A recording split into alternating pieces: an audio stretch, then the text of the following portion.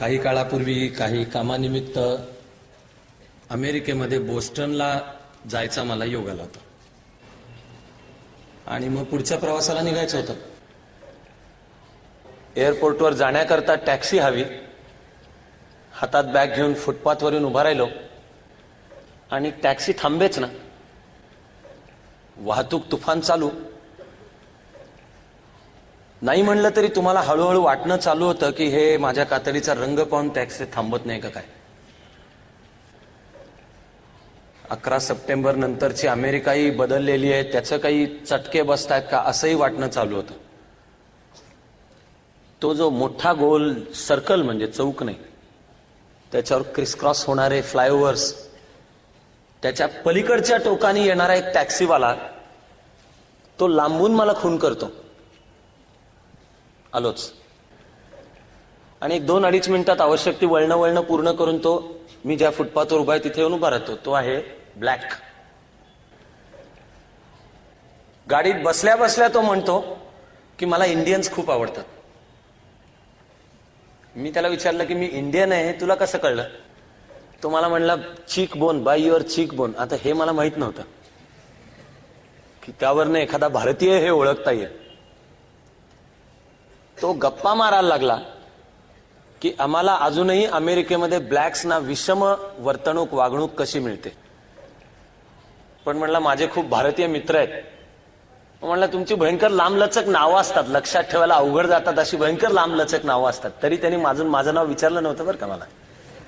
तुमची नावं म्हणला भयंकर लांब. मग म्हणला उपाय काय का काढला. तो म्हणला मी माझ्या सगळ्या मित्रांना गांधी म्हणतो. मी त्याला मागं बसल्या बसल्या म्हणालो की तू तुझ्या प्रत्येक मित्राला आणि भारतीयांना केवढी प्रचंड मोठी कॉम्प्लिमेंट देतोस हे तुला माहितीये का. जगाच्या पाठीवर भारतीय म्हणजे गांधी, आणि अजून तरी जगाच्या पाठीवर ते गांधी म्हणजे महात्मा गांधी असतात. बाकीचे गांधी अजून जग नाही मानत. कारण सगळ्यांनाच काही निवडणुकांमधली तिकीट हवी असतात असं नाहीये. मोहनदास करमचंद गांधी. सुदैवाने 20वं शतक संपलं त्यावेळेला अमेरिकेतलं, आणि त्यामुळे सध्या जगातलं एक विख्यात असलेलं जे नियतकालिक आहे टाइम, त्यांनी सर्वे आणि जनमतातून ठरवायचं होतं 20व्या शतकाचा सर्वश्रेष्ठ माणूस कोण. ते ठरले गांधीजी. टाइमचा पर्सन ऑफ द सेंचुरी, 20व्या शतकाचा व्यक्ती, हे ठरले महात्मा गांधीजी. मला एक भारतीय म्हणून अभिमान आहे आणि पुढे बोलणारे त्या प्रकाशात हा शब्द जाणीवपूर्वक आधी वापरून सांगतोय की एक हिंदू, एक भारतीय, आणि गांधीजी सुद्धा म्हणत असत मी हिंदू आहे आणि मला त्याचा अभिमान आहे. म्हणजे गर्व से कहो हम हिंदू व्हायचे मूळ आहेत पिता गांधीजी. ते त्यांना काय म्हणायचं होतं हे अर्थातच आज आपण समजावून घेणार आहोत. पण 20व्या शतकाचा माणूस, पर्सन ऑफ द सेंचुरी, माणूस हा एक भारतीय आहे. आणि हे सर्टिफिकेट अमेरिकेने दिल्यामुळे तरी भारताला पटायला हरकत नाही. मी ब्रिटिश संस्कृतीचा अभिमान बाळगतो आणि एका प्राचीन संस्कृतीचा मी सदस्य आहे.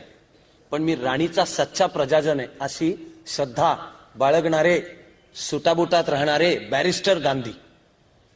पहिल्या वर्गाचं तिकीट काढून रेल्वेत बसले. कहाणी आपल्याला सगळ्यांना माहित असते. आधी 2 गोरे आले.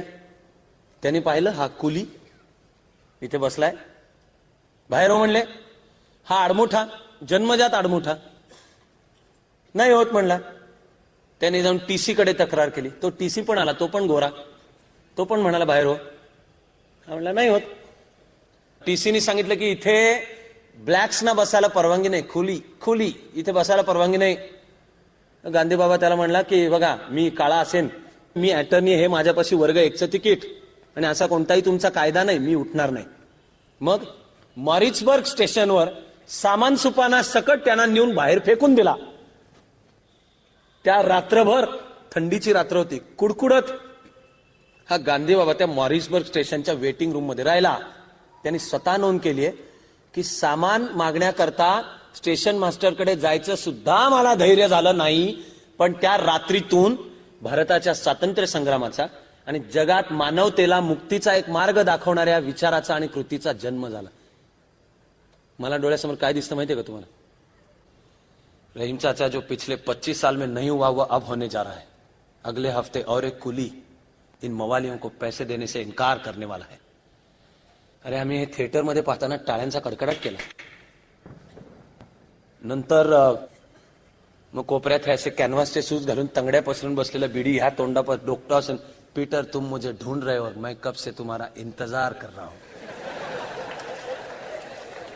की आम्ही टाळ्यांचा कडकडाट. कारण त्यावेळी दुनियेतील सर्व प्रश्नांचं अंतिम उत्तर म्हणजे बच्चन. गांधीजींचा हा प्रसंग आणि त्यातून जे घडलं ते पाहिलं आणि असं वाटलं की असे 50 सलीम जावेद ओवाळून टाकले तरी कमी ठरतील, अशी ही मॉरिसबर्गची रात्र आहे. तो म्हणला अन्याय सोसणार नाही. दक्षिण आफ्रिकेतल्या लढ्याची सुरुवात त्यातून होते.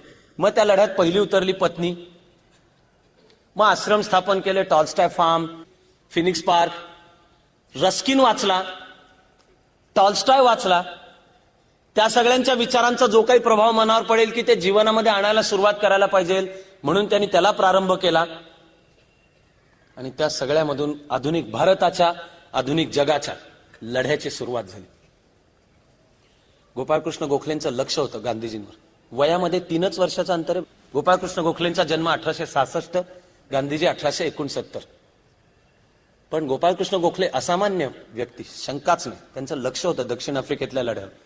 म्हणून त्यांनी चार्ली अँड्र्यूज, CF अँड्र्यूज नावाचा ख्रिश्चन मिशनरी गांधीजींच्या मदतीकरता पाठवला होता. आणि आणखीन एक दुसरा जर्मन ख्रिश्चन मिशनरी होता, त्याचं नाव हर्मान कालेनबाख. या चार्ली अँड्र्यूजनी एक छोटा वाटेल असा फार छान प्रसंग सांगून ठेवलाय. दक्षिण आफ्रिकेमध्ये एका फुटपाथवरनं गांधीजी आणि CF अँड्र्यूज चालले होते. वाटेमध्ये 3 गोरी पोरं आली, तरुण पोरं, टार्गेट. ती आली फुटपाथवर. त्यावेळच्या दक्षिण आफ्रिकेतल्या वंशवादी धोरणांचा संकेत हा की समोरून काळा माणूस आला तर त्यांनी फुटपाथवरनं खाली उतरायचं, वाट करून द्यायची. हा आडमुठा नाही होणार बाजूला, म्हणला. असाच असं थांबला. ते गुंड आले समोर.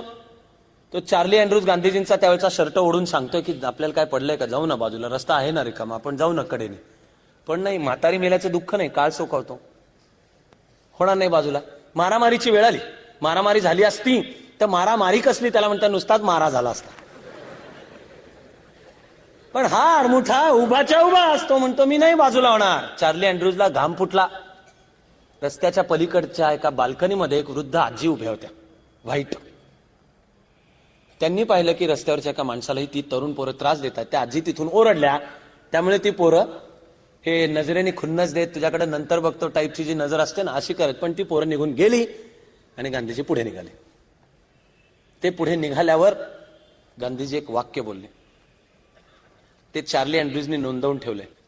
वाक्य आहे, it never fails to amaze me, it never fails to amaze me how insult of one man can be honour of the other. एका माणसाचा अपमान हा दुसऱ्या माणसाचा सन्मान कसा असू शकतो याचं मला कायम आश्चर्य वाटतं. आपल्याला विवेकानंदांपासून गांधीजींपर्यंत विचारांची जी मांडणी आहे तिने शिकवलं की जगाची वाटणी ते विरुद्ध आम्ही, याला राष्ट्रवाद नाही म्हणायचं. ब्रिटिश व्यवस्था आपली शत्रू आहे, व्यक्तिगत पातळीला ब्रिटिश माणूस आपला शत्रू नाही. व्यक्तिगत पातळीला त्याच्याशी शत्रुत्वही करायचं नाही, तरी या अन्यायाच्या व्यवस्थेविरुद्ध कसं लढायचं, हा आधुनिक भारतीय राष्ट्रविचारांचा प्रवास आहे.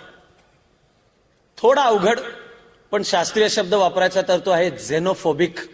झेनोफोबिक म्हणजे प्रतिक्रियात्मक, कोणातरी वरच्या रागातून जन्माला येणारी एकात्मतेची भावना. विवेकानंदांनी आता जागृत होत असलेल्या भारत राष्ट्राचं काय वर्णन केलंय? 4 ओळीत. 4 ओळीत. जा साऱ्या विश्वाला पवित्र आणि मंगलमय सुरात सांगा की ही पुण्य पुरातन भरतभूमी पुन्हा एकदा जागी होऊ लागलेली. हा डायलॉग आहे का हो पुन्हा एकदा सलीम जावेदचा? मला अभ्यास करताना असं वाटत आलं की 19व्या शतकात जे रूप विवेकानंद हे आहे ते 20व्या शतकामध्ये गांधीजी आहे. स्वामीजी म्हणाले की भारताच्या परंपरेमध्ये पूर्वी सुद्धा ऋषीमुनी होऊन गेले, आता सुद्धा ऋषीमुनी होतील अशी श्रद्धा ठेवा. 17व्या अध्यायातला श्लोक आहे, यो यत श्रद्धा सैव सहा. जो जशी श्रद्धा ठेवतो तो तसा होतो. स्वामीजी म्हणाले, आपण अशी श्रद्धा ठेवूयात की नव्या भारतामध्ये सुद्धा ऋषी मुनी निर्माण होतील. मला वाटत आलं की ज्यांनी हसत हसत फाशीचे दोर गळ्यात घालून घेतले, गोळ्या झाडल्या, गोळ्या खाल्ल्या, अंदमानचे कष्ट सोसले किंवा छातीवर पाठीवर लाठीचे वाळ सोसले, जे वंदे मातरम म्हणले, ज्यांनी मीठ उचललं, ज्यांनी चरखा चालवला, जे तुरुंगांच्या मध्ये गेले, हे सगळेच हे स्वामी विवेकानंदांच्या स्वप्नातले आधुनिक भारतातले ऋषी आहेत.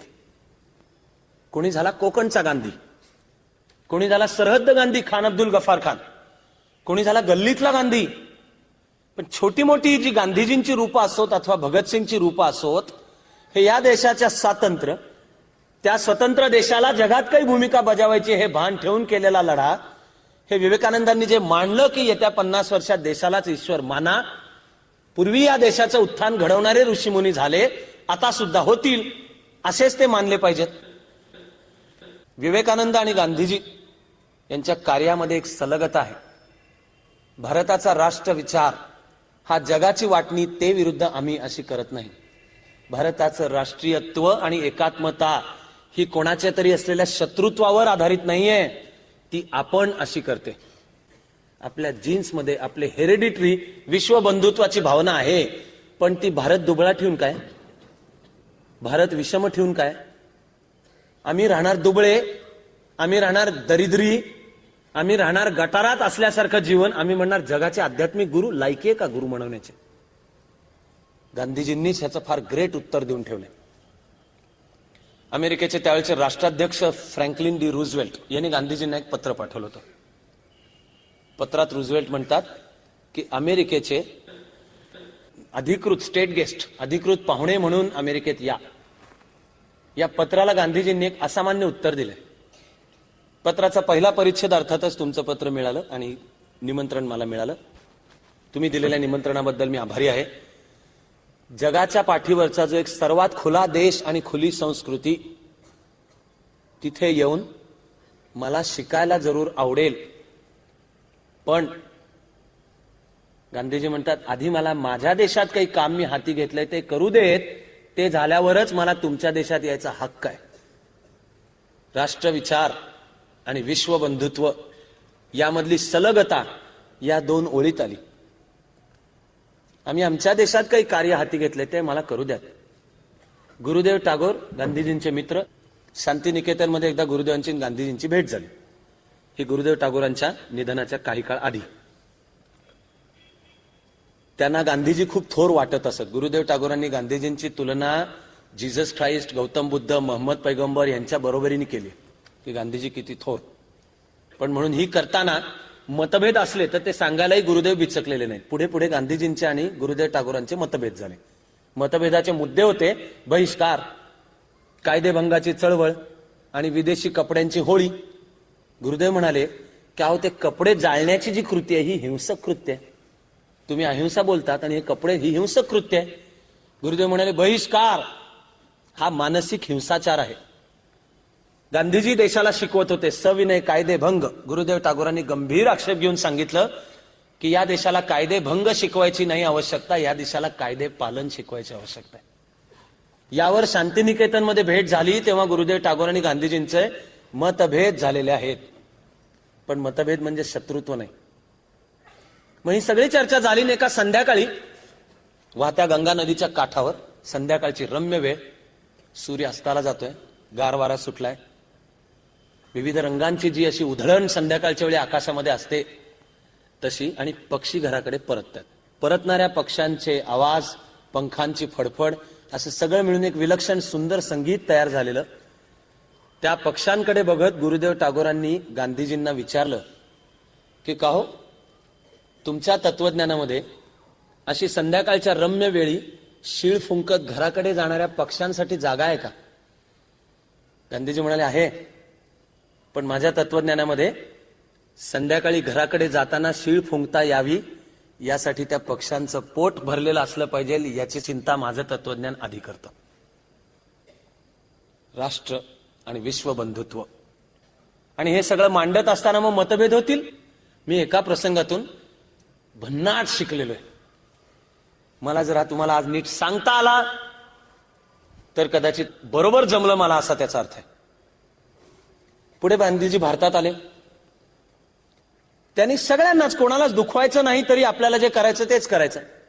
गांधीजींची लोकमान्य टिळकांची भेट झाली. अहिंसेच्या आणि सत्याग्रहाच्या मार्गाने आंदोलन करण्याचा गांधीजींनी सांगितला. लोकमान्यांना काय तो पसंत नव्हता. केसरीवाड्यात भेट झाली. लोकमान्यांनी गांधीजींना सांगितलं की तुमच्या मार्गाने यश मिळेल असं वाटत नाही, पण लोक जर तुमच्या मागे येत असतील तर मी तुमचा पहिला अनुयायी व्हायला तयार आहे. हे लोकमान्य टिळक गांधीजींना 1916-17 मध्ये सांगतात. हे वाक्य केवढं महान आहे लक्षात घ्या. 1916-17 मध्ये लोकमान्य हे भारताचा अनभिषिक्त सम्राट आहे. आपण नाही म्हणलं तरी मराठी बुद्धिवादाला साजेसं लोकमान्यांचा उल्लेख लोकमान्य करतो. उरलेल्या भारतात, विशेषतः उत्तर भारतामध्ये, तेव्हा तर सोडाच, आज सुद्धा लोकमान्यांचा उल्लेख निदान टिळक महाराज असा होतो. आणि अनेक जण तर खरं म्हणजे भगवान टिळक हा करतात उल्लेख. असे लोकमान्य चर्चा झाल्यावर ती पटत नाहीये, पण गांधीजींना सांगतायत की तुमच्या मार्गाने यश मिळेल असं वाटत नाही, पण तुम्ही जा तुमच्या मार्गाने, माझ्या तुम्हाला शुभेच्छा आहेत. गांधीजींनी यांची वर्णनं करून ठेवली. फिरोजशाह मेहता एव्हरेस्ट सारखे, लोकमान्य महासागरासारखे, पण म्हणाले मला गोपाळकृष्ण गोखले गोड्या पाण्याच्या तळ्यासारखे वाटले. त्यामुळे मी या तळ्याच्या काठावर बसू शकतो, यातलं पाणी पिऊ शकतो, हे प्रेमळ आहे, यांनी मला पुढची दिशा दिलेली आहे. त्या गोपाळकृष्ण गोखलेंनीच गांधीजींना भारतात आणलं, यायचा आग्रह धरला की आता तुमचं आफ्रिकेतलं काम पूर्ण करून इथे या, तुमची गरज इथे आहे, पुढचं काम करा. गोपाळकृष्ण गोखलेंना सुद्धा गांधीजींचा हा जो पॅसिव्ह रेझिस्टन्स आणि सत्याग्रहाचा मार्ग हा फार पसंत असेल असं नाहीये. गोपाळकृष्ण गोखलेंनी गांधीजींना त्यामुळे सांगितलं की हे तुमच्या मार्गाची अंमलबजावणी करण्यापूर्वी जरा हा देश पहा. ही जी सूचना होती गोपाळकृष्ण गोखलेंची ती या करता होती, ती घाई करू नका, आधी हा देश नीट पहा, मग ठरवा. म्हणून 1 वर्ष भाषण करायचं नाही, सभेत जायचं नाही, लेख लिहायचा नाही, असं ठरवून गांधीजींनी 1 वर्ष संपूर्ण भारताचा प्रवास केला, तो देश पाहण्यासाठी. लोकमान्यांच्या मागे लोकमान्यांचे फारसे सहकारी हे काही गांधीजींच्या बरोबर गेले नाहीत. इतर अनेक गेले, पण निदान पहिल्या काळात 1920-22च्या आसपास तरी महाराष्ट्र हा काय लोकमान्यांना फारसा अनुकूल नव्हता. एका बाजूला टिळकांचा प्रभाव होता, दुसऱ्या बाजूला सावरकर, ते सुटून आलेले. सावरकर अहिंसेच्या धोरणावर टीका तर करतच होते, पण सावरकरांबद्दल विशेषतः महाराष्ट्रातही होतं, भारतभर, पण अधिक महाराष्ट्रात विशेष आकर्षण, ग्लॅमर, तरुणांचा ओढा त्यांच्याकडे. त्यामुळे गांधीजींच्या बद्दल काय पुण्यामध्ये फारसं आकर्षण नव्हतं. 1922 ते 20 मध्ये केव्हा तरी गांधीजी पुण्यात आले. कोण फार त्यांना भेटायला गेले असतील असं नाहीये. गांधीजींनी केसरीवाड्यावर निरोप पाठवला की भगवान टिळक जिथे बसत असत त्या जागेचं मला दर्शन घ्यायचं. आता कितीही शनिवार नारायण सदाशिव असली तरी पाहुणा येतोच म्हणल्यावर त्याला येऊ नको म्हणायची अजूनही पद्धत चालू नाही झालेली. येतो तर ये. गांधीजी आले. केसरीवाड्याच्या दारात गांधीजी पोहोचले तेव्हा त्यांच्या स्वागताला मात्र साहित्य सम्राट नचिम केळकर हात पाठीशी बांधून उभे होते. आधी मूळ संवाद मी तुम्हाला इंग्लिश मधला अस्सल जसा झाला तसा आधी सांगतो. गांधीजींनी कारमधनं पाऊल खाली टाकलं आणि नचिम केळकर म्हणाले, so you have come to your enemies camp. गांधीजींनी मान हलवली, म्हणले, नो, माय अपोनंट्स कॅम्प. जेवढा काळ विचार कराल तेवढं या एका प्रसंगाचे जास्त जास्त अर्थ तुमच्या लक्षात येतील. भगवान टिळकांच्या जागेचं दर्शन घ्यायचं आहे म्हणजे गंगा गए गंगादास, जमना गए जमनादास असंही गांधीजी करत नाहीयेत. विचार वेगळे आहेत, त्यामध्ये प्रसंगी विरोध सुद्धा आहे, पण म्हणजे शत्रू नाही. दर्शन घ्यायला येत आहेत भगवान टिळकांचं. गांधीजींना तर याचं भान सुद्धा होतं की खरं म्हणजे ते ज्या मार्गाने राष्ट्रीय स्वातंत्र्याची चळवळ पुढे नेत होते त्याची पायाभरणी लोकमान्यांनी केलेली होती, याचं पूर्ण भान होतं. गांधीजींनी हाती घेतलेला जवळजवळ प्रत्येक कार्यक्रम हा आधी लोकमान्यांनी बहुजन समाजाच्या चळवळीमध्ये, मास मुवमेंट, जनतेच्या चळवळीमध्ये आणला होता. चतुसूत्री, स्वदेशी, स्वराज्य, बहिष्कार आणि राष्ट्रीय शिक्षण, संप सुद्धा, कामगारांचा पहिला संप, शेतकऱ्यांचं पहिलं आंदोलन, शिक्षणाचा प्रसार, हे सगळं लोकमान्य टिळक आहे. त्या गांधीबाबाचं कौशल्य हे आहे की वरकरणी विरुद्ध वाटणाऱ्या गोष्टींचा त्यांनी मेळ घातला. गांधीजींचं कौशल्य आणि योगदान हे आहे की त्यावेळपर्यंत ज्या गोष्टींमध्ये द्वैत मानलं गेलं ते गांधीजींनी मिटवलं. महाराष्ट्र आणि भारत एका द्वैताचा सामना करत होतं, ते होतं आधी राजकीय स्वातंत्र्य की आधी सामाजिक सुधारणा. गांधीजींनी विचारातून कामातून मांडलं की ह्या दोन गोष्टी वेगळ्या नाहीत, या एकच आहेत. एक व्हायचं असेल तर दुसरं असं त्यांचं परस्पर पूरक आहे, ते आपण बरोबरीने करायचं. पुढे गांधीजींनी बाबासाहेबांना जो शब्द दिला 1932 पुणे करारापासून की काँग्रेसच्या एजेंडावर हरिजनोद्धार, हा गांधीजींनी वापरलेला शब्द आहे. तो दलित चळवळीला मान्य नसतो, कारण त्या हरिजन या शब्दात एक उपकाराची भावना आहे. दलित चळवळीचं म्हणणं आहे की आम्हाला तुमच्याकडनं उपकार म्हणून बरोबरीचे हक्क नको आहेत, आम्हाला माणूस म्हणून, हक्क म्हणून समतापूर्ण हवेत. शाहू महाराजांनी शब्द सुचवला होता सूर्यवंशी. शाहू महाराज म्हणाले आपण आपल्या सर्व अस्पृश्य बांधवांना म्हणूयात सूर्यवंशी, सूर्याचा वंश म्हणजे प्रभू श्रीरामाचा वंश. ज्यांनी त्यांनी हे शब्द सुचवलेत. कोणीतरी असंही मांडलंय की गुजरातमध्ये हा जो पाणक्या असतो गावामध्ये, तो दुर्दैवाने अस्पृश्य समजला जायचा. त्याला गुजरातमध्ये हरी म्हणून बोलवायची पद्धत होती. म्हणजे गांधीजींनी दोन्ही एकाच वेळी साधलं की शब्दाला विरोधही नको, तरी त्या हरिजन या शब्दामध्ये आलं की हे ईश्वराची लेकरं आहेत या अर्थाने, पण गुजराती लोकांनी फार तक्रार द्यायचे. बॅलन्स तारेवरच्या कसरतींमध्ये तर गांधी बाबा भयंकर पटायत. पण नो माय अपोनंट्स कॅम्प हे म्हणताना राजकीय स्वातंत्र्य आणि सामाजिक सुधारणा, गांधीजींनी हे म्हणताना रचनात्मक काम आणि संघर्षात्मक काम एकत्रित ठेवलं, एकमेकांच्या विरुद्ध नाही ठेवलं. संघर्ष कशासाठी करायचा? मूळ रचनेसाठी. पण ती रचना उभी करायची असेल तर संघर्ष आवश्यक सुद्धा आहे. कर्नाटकमधले एक गांधीवादी कार्यकर्ते पुंडलिकजी कातगडे यांना लहानपणी मला एकदा भेटण्याचं भाग्य लाभलं होतं. पुंडलिकजी कातगडे आणि त्यांचे गुरु म्हणजे गंगाधरराव देशपांडे हे खरं म्हणजे लोकमान्यांचे अनुयायी. पण लोकमान्यांच्या मागे अनेक अनुयायांना गांधीजींचा मार्ग पटला. काकासाहेब खाडीलकर, सेनापती बापट हे तर सावरकरांकडनं, लोकमान्य टिळकांकडनं गांधीजींच्या रस्त्याला लागले. सेनापती बापट आणि काकाजी खाडीलकर यांनी सांगून सुद्धा ठेवलेलं आहे की ते सशस्त्र चळवळीत म्हणाले फार गुप्तता, त्यामुळे मनावर फार ताण, ते कटकारस्थानन केव्हा पकडले जाऊ आणि जवळच्या माणसाशी सुद्धा मोकळेपणाने बोलता येत नाही. आणि कितीही आपल्याला अनुकूल माणूस असला तरी पोलिसी माराखाली तो बोलून बसेल कधी याची शाश्वती नाही. यापेक्षा म्हणाले तो हे गांधीबाबाचा मार्ग बरा आहे, करायचं ते सगळं खुल्लम खुल्ला, काही प्रॉब्लेम नाही. उलट नोटीस देऊन सत्याग्रह करायचा, अत्याचार होण्याची शक्यता नाही, कोणावर दबाव नाही, कोणाचा टॉर्चर नाही. म्हणून सेनापती बापट, काकाजी खाडीलकर, त्याच्यात गंगाधरराव देशपांडे, पुंडलिकजी कातगडे. पुंडलिकजी कातगडे एकदा गांधीजींना भेटले, म्हणाले सत्याग्रहाची मी तयारी सुरू केली आणि इकडे आश्रम पण सुरू केलाय. आणि गांधीजींनी विचारलं की काय काय करतोय आश्रमामध्ये? मग पुंडलिकजी कातगडेंनी अनेक सांगितलं, हे चरखान, सूतकताईन, नई तालीम म्हणजे शिक्षणाचं, दूध काढणे, बकरी पाळणे वगैरे वगैरे. गांधीजी म्हणले थांब थांब थांब. गांधीजी म्हणाले इतकं सगळं एकदम नको करूस. मग गांधीजींनी पुंडलिकजींना सांगितलं की किती काम सुरू कर. गांधीजींचे शब्द आहेत, कुठल्याही दिवशी ते बंद करून तुरुंगात जाता येईल आणि तू तुरुंगात गेला म्हणून ह्या कामावर काय अडथळा निर्माण होणार नाही, इतपतच पण रचनात्मक काम कर. आंदोलनाची स्ट्रॅटेजी आणि सेनापतित्वाचं कौशल्य लक्षात घ्या.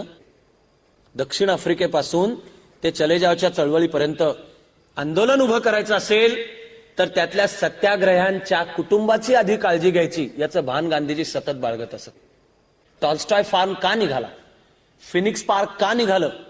कारण तुरुंगामध्ये जर सहकारी जात आहेत, यांच्या बायका मुलांचं, मुलाबाळांचं काय करू, त्यांच्या शिक्षणाचं काय, त्याकरता हे सुरू झालं. 42च्या आंदोलनानंतर गांधीजी येरवड्याच्या तुरुंगात होते आणि कोल्हापूर भागातनं कोणीतरी एक जण आला की मी सत्याग्रहाची तयारी केलेली आणि खूप उत्साहात गांधीजींना सांगत होता, आणि बापूजी आता मला परवानगी द्या. त्याचं सगळं ऐकून घेतल्यावर गांधीजींनी त्याला प्रश्न विचारला की तुझ्या सत्याग्रहामध्ये जे तुरुंगात जातील त्यांच्या कुटुंबियांची काळजी घ्यायची तू काय व्यवस्था केली आहेस? त्या माणसाने कपाळाला हात लावला. तर उत्साहाच्या भरात मला हे लक्षातच आलं नव्हतं. मग गांधीजी म्हणाले मग सत्याग्रह करायचा नाही, सहकाऱ्यांची काळजी घे, संघटना उभी करणे, माणसं जोडणे आणि त्यांना बलिदानाला, त्यागाला प्रवृत्त सुद्धा करायचं असेल तर सर्व जनसमूहाला कशा पद्धतीने प्रवृत्त करायचं. आम्ही इतिहास शिकत असताना मला एक महान सर होते शिकवायला, डॉक्टर अरविंद देशपांडे. आपल्यामधून काही काळापूर्वी ते गेले.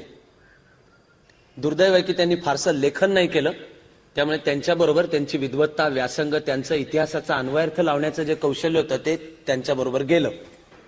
आम्हाला देशपांडे सरांनी एका तासाला विचारलं की गांधीजी आणि सशस्त्र आंदोलन यामध्ये मुख्य फरक काय.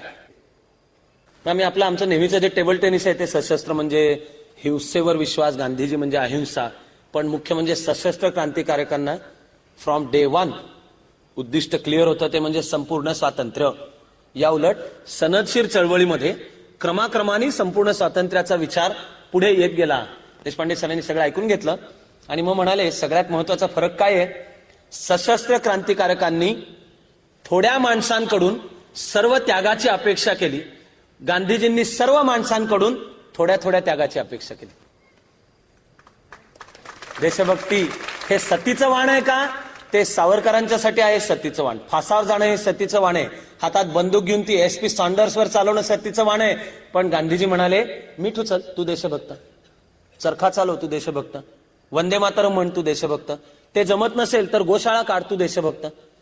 सामान्यातल्या सामान्य माणसाला कामाला प्रवृत्त केलं. रस्त्यावर लाखांच्या संख्येने सर्व जाती धर्म पंथांची माणसं आली, त्यामध्ये स्त्रिया सुद्धा आल्या. ब्रिटिशांच्या तुरुंगात जायची भीती ज्या दिवसातनं मनातनं जाते त्या दिवशी भारत स्वतंत्र झाला. पुढे राजकीय स्वातंत्र्य मिळायला काही काळ लागत असेल, पण स्वातंत्र्यानंतर आता या देशात गेली 56 वर्ष जी लोकशाही टिकली, त्या लोकशाहीचं किती दुःखद रूप मान्य करायचं झालं तरी मुळात ती टिकली, कारण तिची पायाभरणी लाखो जणांनी रस्त्यावर येऊन वंदे मातरम म्हणत, सत्याग्रह करत, मीठ उचलत, छाताडावर लाठ्या झेलल्या, पळूनही जायचं नाही आणि उलटा हातही उचलायचा नाही. हे धैर्यशाली कृत्य. पण गांधीजींनी व्याख्या सोप्या सोप्या सोप्या केल्या. गांधीजींना एकदा विचारण्यात आलं की तुम्ही मार्क्स वाचलाय का.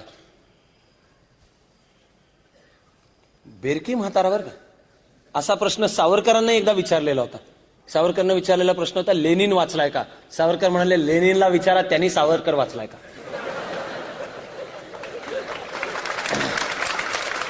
भन्नाट उत्तर आहे. आत्मविश्वास आहे, रग आहे. मी मानतो हे विचार सुद्धा मूलगामी आहेत, ही रग आहे. पण हा गांधी बाबा, गांधीजींनी विचारलं मार्क्स वाचलाय का. गांधीजींचं मूळ वाक्य काय आहे, शब्दशः सांगतोय. गांधीजींचं मूळ वाक्य आहे मार्क्स बद्दल, दिस man seems to have learned the art of making simple things complex. ज्यांनी दास कॅपिटल, आजकाल कोणी वाचतं का नाही वाचतं मला शंका आहे, बहुधा सध्या कोणी वाचत नसेल. ज्यांना निद्रानाश असेल त्यावरचा रामबाण उपाय म्हणजे दास कॅपिटल वाचणे. पण this man seems to have learn the art of making simple things complex हे कोण म्हणतोय, तर मुळात ज्या माणसापाशी सर्वात कॉम्प्लेक्स गोष्टी सोप्या करण्याचं कौशल्य होतं तो सांगतोय. अवघडातल्या अवघड, पण मानवी जीवनात त्याच्या कर्माच्या पातळीला सूत्र कसं सांगू हे सांगून समाजाला बरोबर घेत राजकारणही करायचं, समाजकारणही करायचं. कर्माला शिस्त आखून द्यायची, पण त्यामागचा विचार हरवू नाही द्यायचा. कर्मकांडी व्हायचं नाही. राजकारण गांधीजींनी केलंच किंवा गांधीजी तर राजकारणाला म्हणत असत हे माझं मोक्ष साधन आहे. म्हणजे खरं म्हणाल तर ते बहुधा समर्थांच्याही एक पाऊल पुढे गेले. समर्थ पहिले ते हरिकथा निरूपण, दुसरे ते राजकारण म्हणाले. गांधीजी म्हणाले मोक्ष मिळवण्याचं माझं साधन म्हणजे हे राजकारण आहे. मग गांधीजींनी पैसे गोळा केले का नाही केले. आंदोलन करायला पैसे लागतात का नाही लागतात ना. वाटायला एक वरकरणी छोटा प्रसंग, एक मुलगी गांधीजींकडे आली, छोटी मुलगी, सही द्या म्हटली. हा गांधी बाबा म्हणला की बाळ मी सही फुकट नाही देत, माझ्या सहीला 15 रुपये दे. त्यावेळेचे 15 रुपये. गांधीजी सहीला 15 रुपये घेत असत. पण गांधीजींचा वाईटातला वाईट शत्रू सुद्धा गांधीजींच्यावर भ्रष्टाचाराचे आरोप करणार नाही. गांधीजींनी स्विस बँकेत अकाउंट उघडल्याचं तो म्हणणार नाही. गांधीजींनी त्यांच्या 4 मुलांच्या करता कुठेतरी फार्म हाऊसेस खरेदी करून ठेवले म्हणणार नाही. का? कारण की स्वीकारला तो पैसा उघडपणाने स्वीकारला, त्याचे हिशोब ठेवले, त्याचं ऑडिट झालं. पुढे गांधीजी सांगतायत की आफ्रिकेतल्या चळवळीविषयीचे सुद्धा आर्थिक व्यवहार 1927 नंतर सुद्धा म्हणाले की नाताळ इंडिया काँग्रेसच्या ऑफिसमध्ये जाऊन पहा, तुम्हाला सगळी बिलं, पावत्या आणि हिशोब सापडतील. स्वच्छ आणि पारदर्शक व्यवहार. मला आजही काही मित्र म्हणतात की अविनाश तू मूर्ख आणि बावळट आहेस, तुला राजकारणातली काय अक्कल नाही. ते राजकारण आहे गांधी विनोबांचं टिळकांचं राजकारण, ते वेगळं होतं. आत्ताचं राजकारणाचं सगळं चित्र वेगळं आहे. का? कारण की राजकारणाची व्याख्या मॅशियावेलींनी शिकवून ठेवलेली, politics is the art of the possible. मतभेद politics as the art of the possible या व्याख्येवर नाहीये. मतभेद आहे over what is possible. Art of the possible या व्याख्याने जायचं झालं तर हिंदवी स्वराज्य अशक्य होतं. आर्ट ऑफ द पॉसिबल या व्याख्याने जायचं झालं तर चातुर्वर्ण्य आणि अस्पृश्यतेचा निषेध करून समतापूर्ण समाज हे अशक्य आहे. What is possible? पैसा गोळा करता येतो. गांधीजींनी तर भारतीय उद्योगपतींकडून पैसा गोळा केला. म्हणून ते उद्योगपतींच्या ताटाखालचं मांजर होते काय? घनश्यामदास बिर्ला आणि सेठ जमनालाल बजाज इथे येरवड्यामध्ये गांधीजींना भेटायला यायचे होते. वेळ 6 वाजताची. 6 कमालीचे वक्तशीर हा गांधीजी. वेळ 6, 15 मिनिटं उशीर झाला. बिर्ला आणि बजाज यांना यायला 15 मिनिटं उशीर झाला. ते काँग्रेसच्या चळवळीला पैसा देतात. तर गांधीजींनी बिर्ला आणि बजाज यांना सांगितलं की तुमची वेळ 6 ठरली होती, थोडे थांबा. का?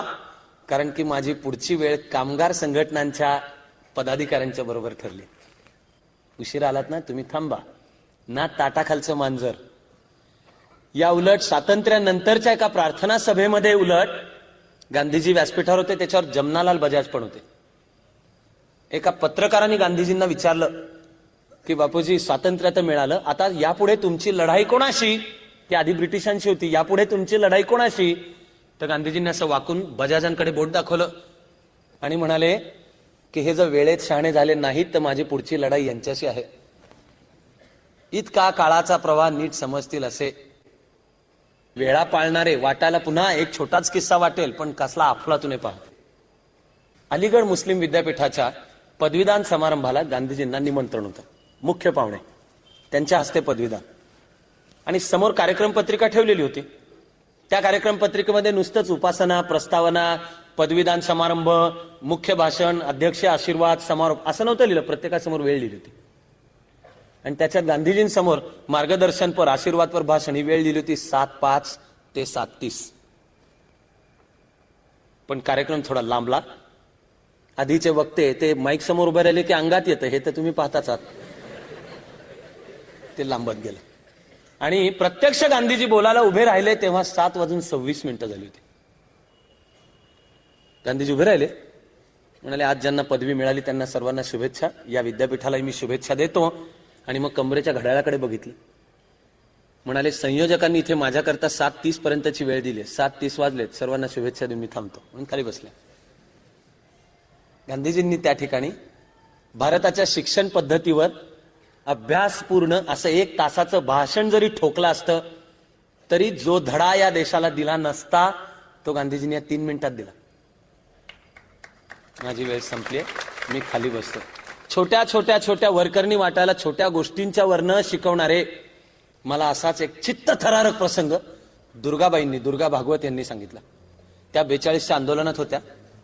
आझाद मैदान, मुंबईचं आझाद मैदानावर. तर देश पेटून उठलेला, एक उत्कट समर्पणाची भावना देशामध्ये तयार झालेली. दुर्गाबाई म्हणाले आझाद मैदानावरच्या सत्याग्रहात त्या सहभागी होत्या.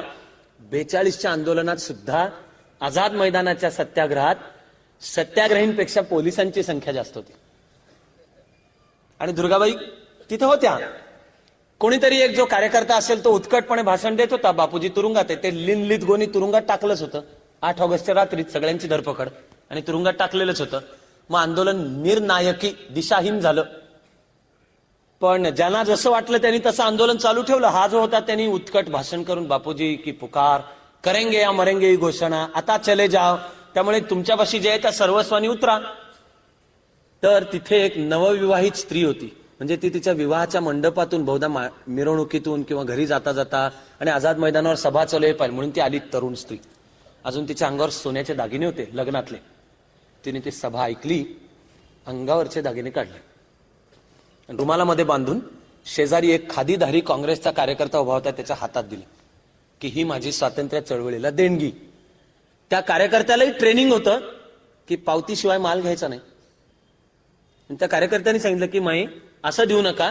टिळक भवन म्हणजे मुंबईतलं काँग्रेसचं ऑफिस त्यावेळी होतं, आत्ताचंही. कोणत्या काँग्रेसचं हे मला विचारू नका. पण टिळक भवन, तर हा कार्यकर्ता म्हणाला की माई असं आम्हाला परवानगी नाही असं घ्यायला. तुम्ही टिळक भवनवर या, पावती घ्या, मगच दागिने द्या. या बाई म्हणाल्या की बाबा हा जो तुझ्या अंगावर खादीचा वेश आहे, एवढी पावती मला बास आहे, हे घे सोन्याचे दागिने. मी दुर्गाबाईंकडनं खरोखरच हा प्रसंग प्रथम ऐकला तेव्हा माझ्या अंगावर सरसरून काटा आलेला होता की चारित्र्य कशाला म्हणायचं सार्वजनिक जीवनातलं. आणि जनमानसामध्ये सुद्धा इतका उत्तुंग विश्वास तयार केलेला होता की एक साधा कार्यकर्ता, त्याला कधी पाहिला नाही, काळा का गोरा माहित नाही, पण अंगावरचे सोन्याचे दागिने काढून उत्कटते पायी आणि खात्री की तो त्याचं गैरव्यवस्थापन करणार नाही. जनतेच्या या विश्वासाला गेल्या 55-56 वर्षातल्या बहुसंख्य राज्यकर्त्यांनी तोंडाला काळं फासलं. ही तुमची माझी जास्त मोठी ट्रॅजेडी आहे. पण हे वैभव, हा आत्मविश्वास गांधीजींनी समाजाला दिला होता. आश्रमामध्ये कॉफीला बंदी असे, आश्रमामध्ये कॉफीला बंदी, दूध. चक्रवर्ती राजगोपालाचारी यांना दर तासाला एक कॉफी लागायची. दक्षिण भारत, मद्रास, चेन्नई, दिवसभर आश्रमात बैठक झाली. राजाजींना कॉफीचं इतकं व्यसन होतं की त्यांच्या डोकाचं गरगरायला लागलं. रात्र पडली आणि अस्वस्थ राजाजी त्यांची जी झोपडी होती तिच्या दारात असे बसलेले. तर त्या अंधारात काय पाहतायत, तर पंचा गुंडाळलेला गांधी बाबा हातामध्ये कॉफीचा कप घेऊन आला. राजाजींना कॉफी दिली. कर्मकांड, कर्माचा अर्थ समजणे, त्याची फार चौकट न करणे. आश्रमामध्ये एकदा जेवण चालू होतं, ती खरी समता सगळे मांडी घालून बसलेले. कस्तुरबा वाढत होत्या तूप. गांधीजींच्या समोर त्यांचा एक मुलगा रामदास, त्याचं नाव, तो बसलेला होता. तर बा वाढत वाढत आल्या. नियम हा की प्रत्येकाला 1 चमचा तूप वाढायचा. शेवटी ही आई, तिचं मातेचं अंतःकरण कळवळलं, कोणाचं लक्ष नाही असं पाहून तिने रामदासच्या पानात 2 चमचे तूप वाढलं. ह्या म्हाताऱ्याचं लक्ष होतं. त्यांनी भर त्या पंक्तीतच कस्तुरबांना धरला की त्याला 2 चमचे तूप का वाढलं. तो लहान रामदास बिचारा चिडला. त्यांनी ताट सरकवून दिलं. ते कसं ते तुम्हाला सगळ्यांना माहितीच आहे. आणि म्हणलं जा, मला जेवायचंच नाही. टन टन टन करते का झोपडीमध्ये दार बंद करून जाऊन बसला. गांधीजी पण म्हणाले आता त्याला जेवण द्यायचं नाही. रात्र पडली, उशीर झाला. आश्रमामध्ये सामसूम. बाना वाटलं की आता माझं पोरग दिवसभर जेवलेलं नाहीये, म्हणून त्यांनी पदरा आड लपून थोडंसं असं काहीतरी भात बीत असे का पत्रावळीमध्ये लपून त्या रामदासच्या झोपडीकडे निघाल्या. हा जागाच म्हातारा. त्यांनी पकडला बाना. कुठे चाललीस? बा म्हणाले आवते, तो दिवसभर जेवलेला खाल्लेला काही नाही. गांधीजी म्हणाले की तू प्रेमाच्या खोट्या समजुतीपायी त्याला आत्ता जेवण द्यायला जाशील, पण त्याला तू दुबळा करशील म्हटले. मी जेवणार नाही असा त्यांनी एकदा निश्चय केलेला आहे. खरं प्रेम म्हणजे आता त्याला त्याचा निश्चय पाळायला मदत कर. आत्ता तूर्त भात त्याला देऊ नकोस. बा गेल्या परत. वरकरणी वाटायला किती साध्या साध्या साध्या छोट्या छोट्या गोष्टी असतात. भारतात क्रिप्स यायचं ठरलं. स्टॅफर्ड क्रिप्स, ते रुझवेल्टच्या दबावाने. क्रिप्स हा लेबर पार्टीचा एक खूप वरिष्ठ नेता होता. इतका वरिष्ठ होता की तो ब्रिटनचा पुढचा पंतप्रधान होईल असं एक संकेत होता, असं अपेक्षित होतं. क्रिप्सच्याही मनात हे स्पष्ट होतं की भारतातली क्रिप्सची शिष्टाई ही जर यशस्वी झाली तर जणू जाताना पंतप्रधानकीची वस्त्र ऑर्डर घेऊनच जायचंय की त्याच्यावर नंतर फक्त राजा किंवा राणीने सही करायचे. तो क्रिप्स भारतात आला त्यावेळेला थंडीचेही दिवस. हा ब्रिटिश जेंटलमन लेबर पार्टीचा असला म्हणून काय झालं, त्यामुळे क्रिप्स नखशिखांत कपड्यांनी मडलेला होता. ते पण वुलनचे. सूट, 3 पीस, कोट, त्याच्यावर ओव्हरकोट, वुलनचे ग्लव्स, कानटोपी, असं सगळं. आणि गांधीबाबा गेला त्याला रिसीव्ह करायला पालम विमानतळावर. पंचा, हे ना काय थंडी बिंडी काय नाही, पंचा गुंडाळून पालम विमानतळावर गेले. तर क्रिप्स विमानातनं खाली उतरला. प्रोटोकॉलनुसार पहिले शेकहँड किंवा नमस्कार करणारे, त्यामुळे रांगेत गांधीजी उभे क्रिप्सच्या स्वागतासाठी. राजकारण्यांना माहिती असतं की हे क्षण मोलाचे असतात, कारण जागतिक मीडिया ते पाहत असतो, फोटो घ्यायला टिपलेला असतो. अशा ठिकाणी काय वाक्य बोललं जातंय ते रिपोर्ट होणारे उद्या, हे सगळ्यांना माहिती असतं. त्यामुळे क्रिप्स उतरला गांधीजींनी शेकहँड केलं. क्रिप्सनी गांधीजींना शनिवार नारायण सदाशिव सुद्धा लाजेल इतका कुत्सित लुक दिला, पायापासून डोक्यापर्यंत. आणि क्रिप्स म्हणाला, तुमच्या देशामध्ये घालायला पुरेसे कपडे दिसत नाहीयेत. गांधीजींनी शेकहँड केलेला तसाच ठेवला, चेहऱ्यावरचं स्मितहास्य तसंच ठेवलं. आणि गांधीजी म्हणाले, माझ्या देशवासियांच्या वाटचे कपडे तुमच्या राणीनी घातलेत, त्यामुळे माझ्या लोकांकडे घालायला पुरेसे कपडे नाही. सविनय कायदेभंगाच्या चळवळीनंतर दुसऱ्या गोलमेज परिषदेच्या वेळेला ब्रिटनमध्ये गेले. त्यांनी ब्रिटिश सरकारचा पाहुणचार घ्यायला नाही म्हटले आणि म्हणले, हे जे मिलचे कामगार आहेत त्यांच्या वस्त्यांमध्ये मी राहीन. त्यांच्या मिल्स ह्या गांधीजींच्या म्हणजे भारताच्या स्वदेशीच्या चळवळीमुळे बंद पडायला आल्या होत्या. तिथली गरिबी, तरीही त्या कामगारांनी, त्यांच्या सगळी पत्नी, बायका, मुलं यांनी गांधीजींचं उत्तुंग स्वागत केलं. आणि उलट त्यांनी सांगितलं की आता आम्हाला आमच्या पोटावर टाच येत असली तरी तुम्ही जे कार्य करताय ते आम्हाला समजतं, आम्ही तुमच्या विरुद्ध नाही. या काळात गांधीजींचे संयुक्त अधिवेशनाला भाषण योजलं होतं. हाऊस ऑफ लॉर्ड्स आणि हाऊस ऑफ कॉमन एकत्र. हा प्रसंग एक अमेरिकन पत्रकार, त्याचं नाव विल्यम शिररनी सविनय कायदेभंगाची चळवळी पाहिली बरं का. वर्षानुवर्ष आधी इतिहास शिकवताना, नंतर ग्रहपाठ तपासण्याचं जे एक पुण्यकृत्य काही वेळा करावं लागतं ते करताना माझी लय मजा आलेली. मी अनेकदा हे वाचलेलं आहे. 1930 मध्ये गांधीजींनी विनयभंगाची चळवळ केली.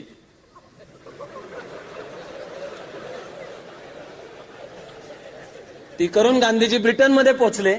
संयुक्त अधिवेशनाच्या बरोबर गांधीजींचं भाषण होतं. अजूनही तुम्हाला आठवण करून देतो की 1932 मधलं ब्रिटिश पार्लमेंट हे अजूनही जगाची सुपर पॉवर आहे. त्याचं सर्वोच्च हाऊस ते एकत्र. आणि हा पंचातला गांधी बाबा त्यांच्याशी बोलते. चर्चिलला भयंकर राग यायचा बरं का. चर्चिल हा थरो ब्रिटिश जेंटलमन, ते सूट बूट कोट वगैरे सगळे पाहिजे. चर्चिलला प्रचंड राग यायचा. त्यामुळे चर्चिलनी गांधीजींचं वर्णन दॅट हाफ नेकेड फकीर असं करून ठेवलं. ती बनली गांधीजींची पदवी. संयुक्त अधिवेशनाशी बोलताना गांधीजींचं भाषण चालू होतं. 6 वाजले. ह्या बाबांनी घड्याळाकडे असं पाहिलं, 6 वाजले. संयुक्त अधिवेशनाला ते म्हणाले की माझी प्रार्थनेची वेळ झाली, तुम्ही सगळे असेच बसा, मी बाहेर कॉरिडॉरमध्ये जाऊन माझी प्रार्थना करून येतो, तोपर्यंत थांबा. गांधीजींनी भाषण अर्ध्यावर सोडलं. दोन्ही सभागृह, जगाचं सर्वात बलाढ्य साम्राज्याची दोन्ही सभागृह होती तिथे बसली. गांधी बाबा बाहेर आले, पटकूर टाकलं. ते जे काय ओम तत्सत श्री नारायण तू, ही विनोबांची प्रार्थना आहे. ईश्वराच्या सर्व रूपांचं एकत्व सांगणारी अशी विनोबांची प्रार्थना आहे. ती करून 5 मिनिटांनी गांधीजी आत गेले. ज्यांच्या साम्राज्यावरून सूर्य मावळत नव्हता ते सगळे चिडीचिप्प शांत बसून राहिलेले होते तिथे. कार्याची पद्धत, खरं म्हणजे कार्याची पद्धत ही संपूर्णपणे भारताच्या अध्यात्म विचारावर आधारित. प्रार्थना, ध्यानधारणा, सत्संग हा घेत गांधीजी पुढे जात आहेत. आपल्याला शिकवलं जातं की गांधीजींनी भगतसिंगच्या सुटकेकरता मागणी केली नाही. अजिबात खरं नाही. 5 मार्च 1931 ला गांधी आयर्विन करार झाला. तो होताना सुद्धा गांधीजी सातत्याने आग्रह धरतायत की भगतसिंगला सोडा. तो ब्रिटिश सत्ता ऐकत नव्हती म्हणून गांधीजी गांधी आयर्विन करारावर सही करणं लांबवत होते. कराराचा ड्राफ्ट झाला, प्राथमिक सह्या झाल्या, तो कन्फर्म फायनली व्हायचा होता 24 मार्चला. म्हणून 23 मार्चच्या रात्री घाई गडबडीमध्ये तुरुंगातून भगतसिंगला बाहेर काढून फासावर लटकवण्यात आलं. भगतसिंग, सुखदेव, राजगुरू. एका बाजूला गांधीजी जरूर म्हणाले की भगतसिंग आणि सशस्त्र क्रांतिकारक हे वाट चुकलेले देशभक्त आहेत, पण गांधीजींनी भगतसिंगला वाचवायचाही प्रयत्न केलेलाच आहे. विल्यम शिररनी हा जॉईंट पार्लमेंटच्या जे संभाषण आहे गांधीजींचं त्याचा वृत्तांत लिहून ठेवलेला आहे. Gandhi the man and the Mahatma असं पुस्तकाचं नाव. त्याच्यामध्ये तो काय म्हणतो, गांधीजी काय बोलले त्यावेळेला. गांधीजींनी सांगितलं, हा देश आमचा आहे, तुम्ही सोडा इथून, leave India to God or anarchy, पण आम्ही आमचं पाहू. आमच्यातली जी काही विषमता फाटाफूट ह्याचा तुम्ही फायदा घ्यायचा प्रयत्न करू नका, ते सगळं आम्ही ठरवू. हे सांगताना गांधीजी सांगतायत की जर तुम्ही वेळेत भारतीयांच्या हातात अधिकार सोपवले नाहीत तर भारतात रक्तपात होईल. मलाही तो रक्तपात सांभाळता येणार नाही, पण आम्ही आमचं स्वातंत्र्य मिळवूच मिळवू. हे सांगणारे गांधी बाबा पुढे 42ची चळवळ ती खरं म्हणजे काँग्रेसला करायची नव्हती. सरदार पटेलांनी मांडून ठेवलंय की ते 42 आधी ठराव झाला जुलैमध्ये, नंतर मुंबईला भरलेलं अधिवेशन, हे व्यासपीठावर बसलेले गांधीजी, सरदार पटेलांनी लिहिलंय की आम्हाला 42ची चळवळ सुरू करायची इच्छा नव्हती. गांधीजींनी व्यासपीठावरनं जाहीर केलं की मी तर ही चळवळ सुरू करायचा आदेश लोकांना देणार आहे, मी करेंगे या मरेंगे हे सांगणार आहे, तुम्ही बरोबर यायचं का नाही ते ठरवा. व्यासपीठावर सगळे नेहरू, पटेल, मौलाना आझाद, सरद गांधी सगळे बसलेले होते. इच्छा नसताना त्यांना मान्यता द्यावी लागली, कारण सरदार पटेलांनी सांगून ठेवलंय की आम्हाला माहिती होतं की जर गांधीबाबांनी देशाला सांगितलं तर देश त्यांच्या मागे जाणार आहे, आमच्या मागे नाही. आमची फरफट झाली असती, आमचं नेतृत्व लोकांनी झुगारून दिलं असतं, म्हणून आम्हाला 42च्या चळवळीमध्ये भाग घ्यावा लागला. का? कारण गांधीजींच्या विचारांनी प्रभावित होऊन आणि गांधीजींच्या सांगण्यानुसार देशभर वेगवेगळ्या प्रकारची विधायक कामं करणारे जे कार्यकर्ते होते त्यांची संख्या किती होती 42 मध्ये? ती होती 87,000. 87,000 कार्यकर्ते, संस्था वेगवेगळ्या या गावागावांच्या मध्ये या संस्था स्थापन करून गांधीजींच्या आदेशाची, संदेशाची वाट पाहत थांबलेले होते. गांधीजींनी 42चा आदेश दिला, तुरुंगात पडले. 42च्या चळवळीचं विश्लेषण आणि स्वातंत्र्याच्या चळवळीचं विश्लेषण हा तर वेगळा भाग आणखी राहीलच राहील. वैयक्तिक आयुष्यातली सुखदुःख सुटली का हो म्हणून गांधीजींना? आधीच्या सर्व महापुरुषांच्या सारखी आणि तुमच्या माझ्यातल्या कोणाही सारखंच सत्य आहे की ती अजिबात सुटली नाही. विसंगती सुटल्या नाहीत, दुःख सुटली नाहीत.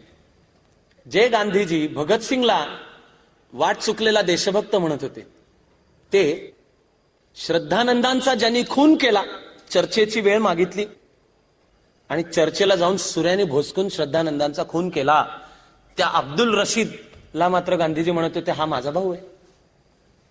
हे कसं बसत होतं? अहिंसेच्या संकल्पनेमध्ये हे कसं बसत होतं? फाळणी टाळण्याकरता गांधीजींनी तडजोडी केल्या अशी एक समजूत आहे, ही इतिहासाला धरून नाही. खरं म्हणजे एका बाजूला गांधीजींचा स्वतःचा एक मुलगा निदान हा इतका वाया गेला, त्यांनी मध्ये एकदा धर्मांतरही केलं, तो मुस्लिम झाला आणि पुन्हा हिंदू झाला. ते वडिलांना खिजवायलाच तो मुस्लिम झाला होता, पण तो वाम मार्गाला लागला, त्याचे बिझनेस फसले, तो कलकत्त्यामध्ये वेश्यावस्तींच्या मध्ये जाऊ लागला. गांधीजींच्या एका मुलाला गुप्त रोग झाला, तो सगळा मिळून हा मुलगा खंगून सुद्धा तो मेला. गांधीजींनी जाहीर घोषणा केली की माझा याच्याशी काही संबंध नाही, लीगल कायदेशीर जाहीर केलं. ज्या गांधीजींच्याकडे बघून त्यावेळी आणि आजही करोडो माणसं आपलं आयुष्य घडवत असतील, त्यांच्या स्वतःच्या मुलाची ही गोष्ट आहे. फाळणी, रक्तपात, भारतातले हिंदू मुस्लिम संबंध आणि गांधीजींची हत्या हे या एका महान कहाणीला लागत गेलेला डाग आहे. गांधीजींचा फाळणीला विरोध होता. फाळणीबद्दल गांधीजी म्हणाले होते ओव्हर माय डेड बॉडी.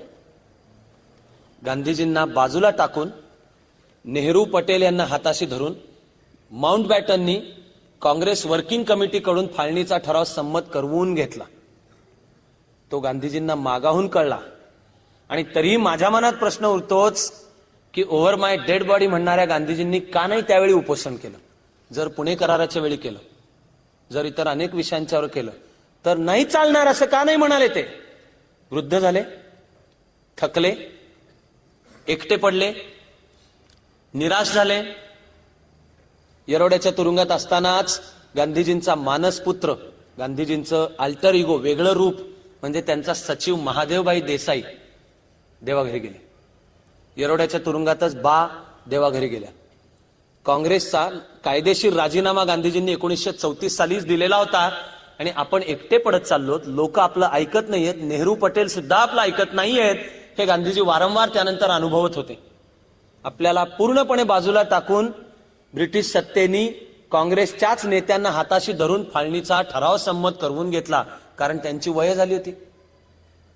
त्यांना याची देई याची डोळा स्वातंत्र्य हवं होतं, त्या स्वातंत्र्याकरता आपली नोंद झालेली हवी होती आणि मुख्य म्हणजे जे सत्तेचं दान पदरात पडणार आहे ते त्यांना हवं होतं.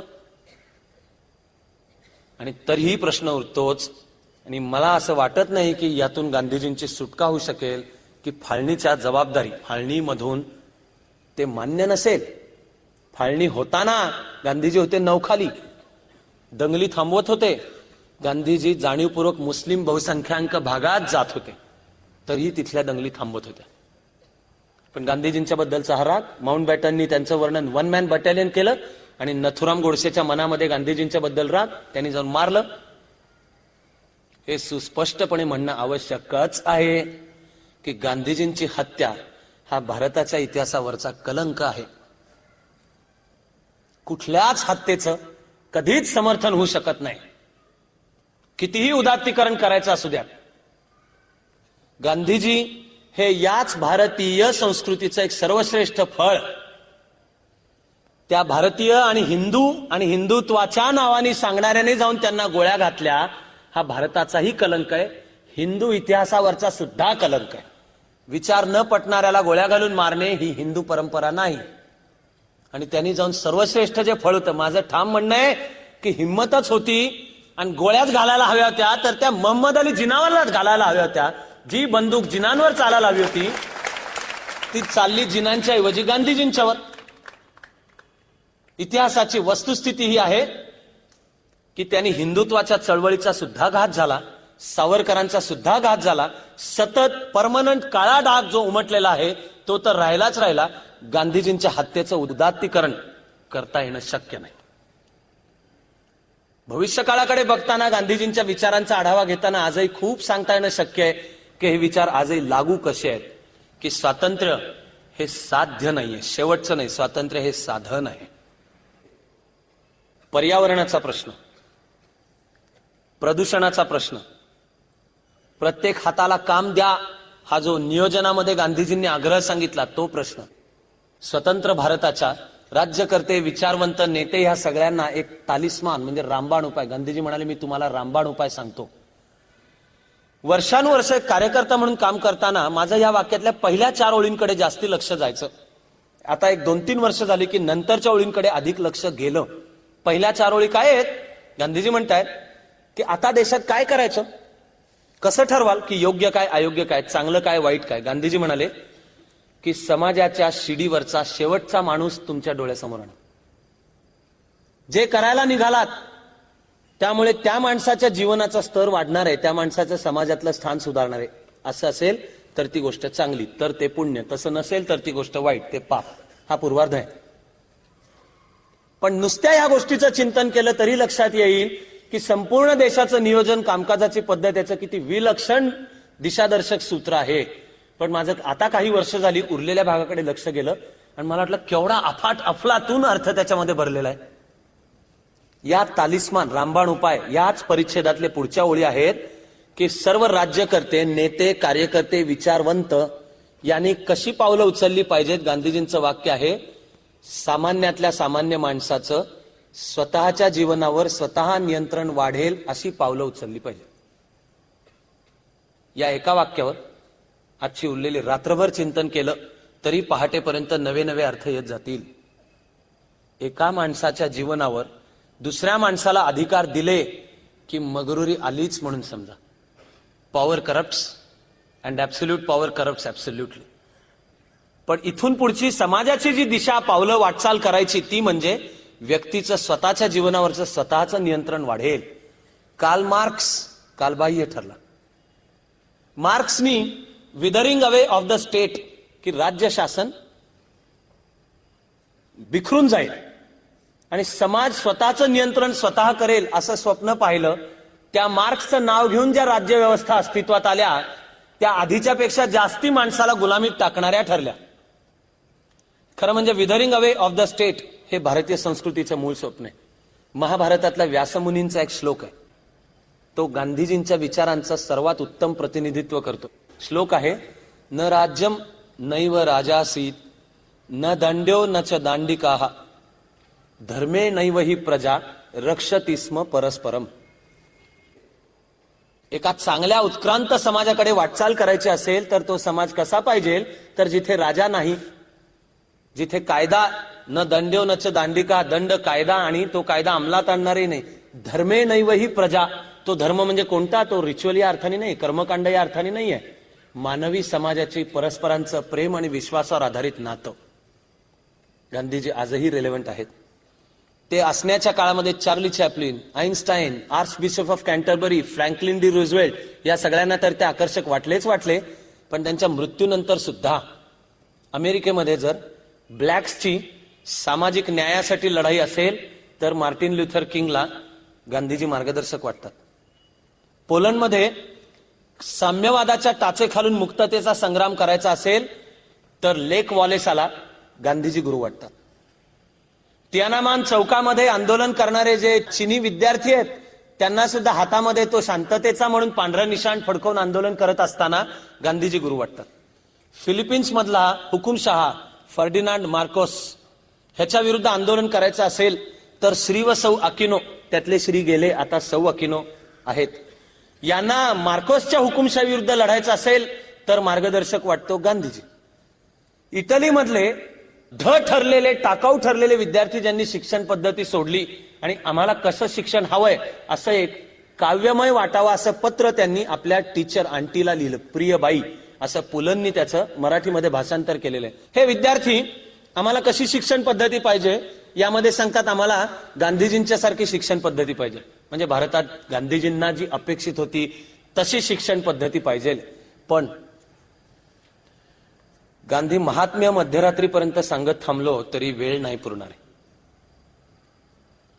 बाबा आमटेंच्या काही ओळींकडे अधिक लक्ष देऊन या मुक्त छंदातल्या या एका कवितेमध्ये सगळे गांधीजी आले. गांधीजींचं इतकं अप्रतिम विश्लेषण दुसरीकडे कुठेही मला सापडलेलं नाही. बाबा आमटे खरं म्हणजे ज्यांना स्वतःलाही नोबेल प्राइज मिळालं हवं, ज्यांना स्वतःलाही भारतरत्न मिळालं हवं, पण बाबांचा अपराध आहे की ते भारतीय आहेत आणि मदर तेरेसा नाहीत. गांधी एक युगाचा चेहरा, गांधी एक युगाचा चेहरा ज्याच्या नजरेला तो वावरत असलेल्या शतकाची हिंस्त्र स्वप्न कैद करू शकली नाहीत. इतिहासाच्या दर्पणात ज्याच्या समर्पणाचीच प्रतिमा भावी पिढ्यांना दिसेल असा.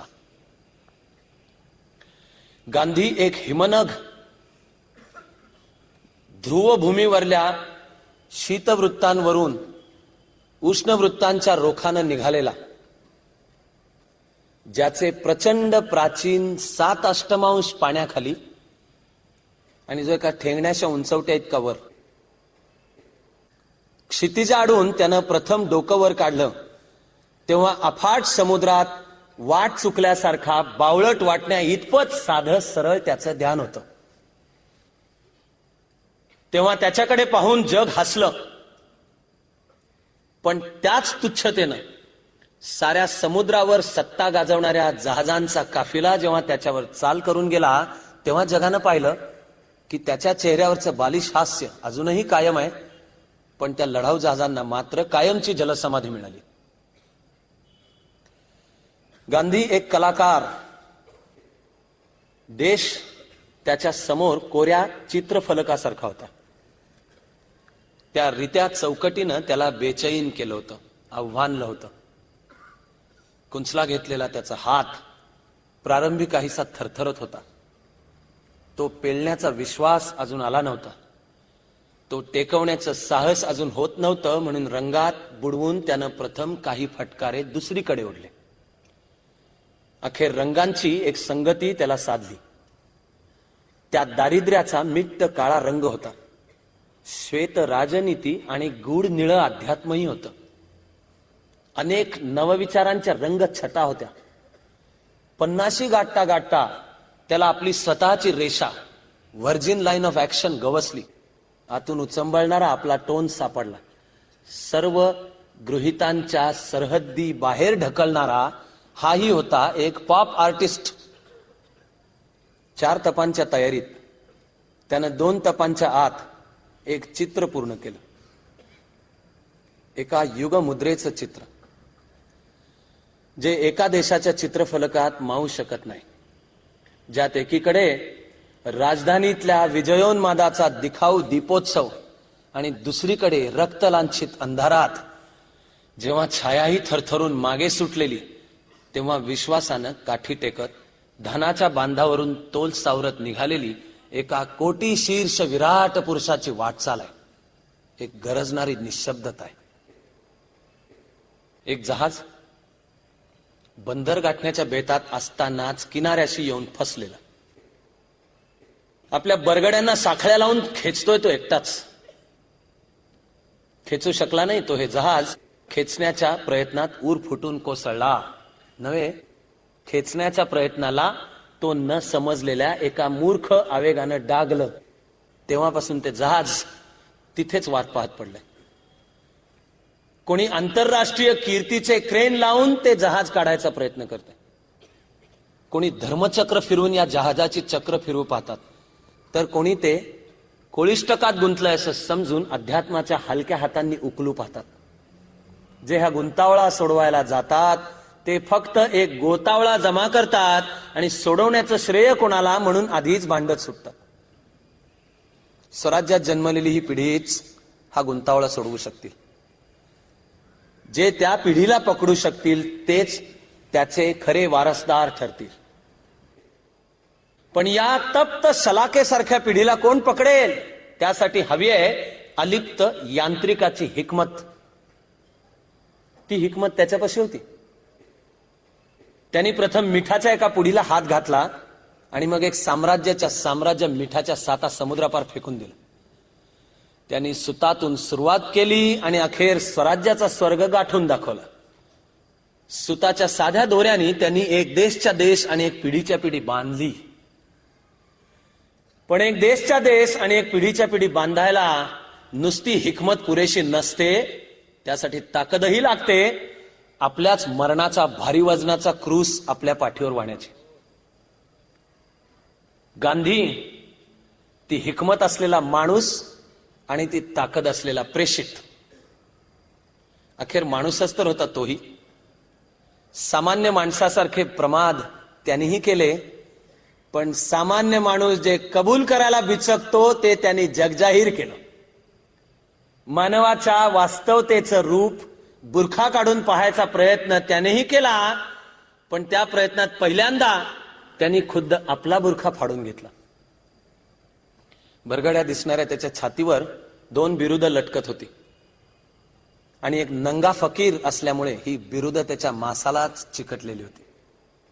एक होतं वेदनेचं, दुसरं होतं विश्वासाचं. वेदना हा वर्तमानाचा स्वीकार होता, विश्वास हे भविष्याचं आश्वासन होतं.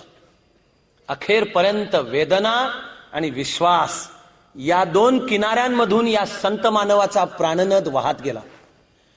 त्याला तिसराही एक किनारा होता, शाश्वताचा. आणि ते तसलं शिशूचं हास्य. जो किनारा असला म्हणजे प्रेषितत्वाचं ओझं होत नाही. तेव्हाच तो नेत्यांचा नेता आणि जेत्यांचा जेता होतो. सामान्य माणसावर त्याचा असामान्य विश्वास असतो. सामान्यांमधली असामान्य साहस तो जागवतो. असतील त्या साधनातून तो आपल्या युद्धनौका तयार करतो. मिळतील त्या माणसातून त्याचे कप्तान आणि खलाशी तो घडवतो. तो समाज सखाहून येतो. मित्रभावाशिवाय दुसरी कोणतीही जादू त्याच्यापाशी नसते. म्हणून अज्ञान समाजाशी लगट त्याच्या एवढा दुसरा कोणीही करू शकत नाही. समाज मातेच्या गर्भातून महान कल्पनेचं मूल बाहेर पडायचं असतं, तेव्हा तिची वीण उसवण्याची शक्यता असते. अशा वेळी तिचं दायित्व करणारा तोच असतो. स्वरांच्या गोंधळातून गोंधळी लय पकडतो, तसे गर्दीच्या गोंधळातून त्याचेच आव्हान मंत्र उठत असतात. हा संत मानव मरगळलेल्या जीवनात वसंत फुलवत येतो. नेते आणि जेते हे त्याचीच कडू गोड फळं गोळा करणारी असतात. ते भरती ओहोटीचे स्वार असतात. त्याचं स्थान मात्र भरती ओहोटीच्या लाटातही दिशा दाखवणाऱ्या ध्रुवासारखं अचल असतं. म्हणून समाज त्याच्या पालख्या घेऊन शतकानुशतक नाचत सुटतो आणि जगज्जेत्यांच्या जन्मतिथ्या मात्र शाळकरी पोरांकडून घोकमपट्ट्या करून पाठ करून घ्याव्या लागतात. तुमच्या माझ्या जीवनामध्ये प्रतिक्रिया असते, त्याला विशुद्ध क्रियेचा अर्थ समजतो. म्हणून त्याला धबधब्यापेक्षा मोठी श्रावणझडींची उंची दिसते. रोग्यात तो योगी पाहतो आणि अस्पृश्यात त्याला हरिजन दिसतो. जीवनाचे संदर्भ तोडून तो कृतींचे अर्थ लावत नाही, म्हणून तो गफ्फारखानांच्या मुलांसाठी मांसाहाराची व्यवस्था करतो. हिंसक क्रांतिकारकांच्या धैर्याची तो पूजा बांधतो. प्रतिस्पर्ध्याशी वागताना त्याची मान ताठ पण माथा झुकलेला असतो, म्हणून त्याच्या उपवासाने त्याला प्रतिस्पर्ध्याच्या हृदयात वास मिळतो. त्याची विशुद्ध क्रिया जवळ नसली तर उपवासांचा उपहास होतो. अशा उपवासांचा बहुधा उपद्रवही होत असतो. त्याचा मंत्र जवळ नसला म्हणजे त्याच्या यंत्रावर विणलेली खादी वैफल्याची नग्नता झाकू शकत नाही, आणि त्याच्याच तत्वांचं खटपट करत चालणारं बौद्धिक हस्तमैथून समाधानाचा फक्त भास देते. त्यानं निर्मिती होत नाही, विकृती मात्र निर्माण होते.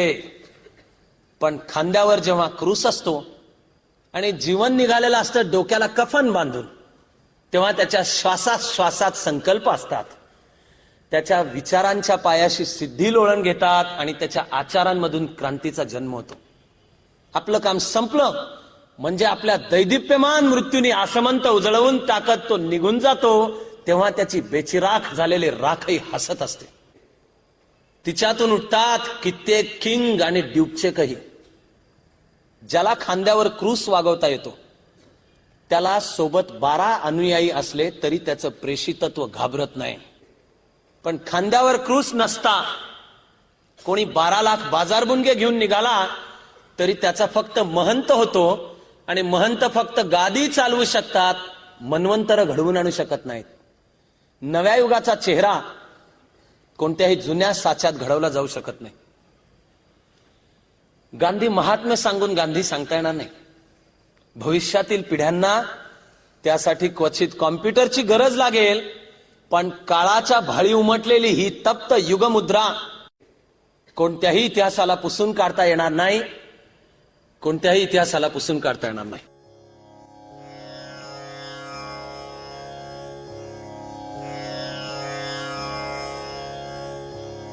नव्या वैभवाचीच स्वप्ने सजावी, नव्या वैभवाचीच स्वप्ने सजावी.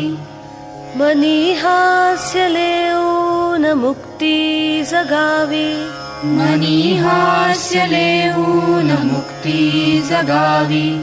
हवी फक्त उन्मुक्त निर्माण शक्ती, हवी फक्त उन्मुक्त निर्माण शक्ती. नवी ध्येय आसक्त प्रल्हाद भक्ती, नवी ध्येय आसक्त प्रल्हाद भक्ती. हवी फक्त उन्मुक्त निर्माण शक्ती, हवी फक्त उन्मुक्त निर्माण शक्ती. नवी ध्येय आसक्त प्रल्हाद भक्ती. नवी ध्येय आसक्त प्रल्हाद भक्ती. अहंता गळावी अभंगास म्हणता, अहंता गळावी अभंगास म्हणता. तपस्येत तल्लीन आतून होता, तपस्येत तल्लीन आतून होता. प्रतिभे समस्तीत आकार यावे, प्रतिभे समस्तीत आकार यावे.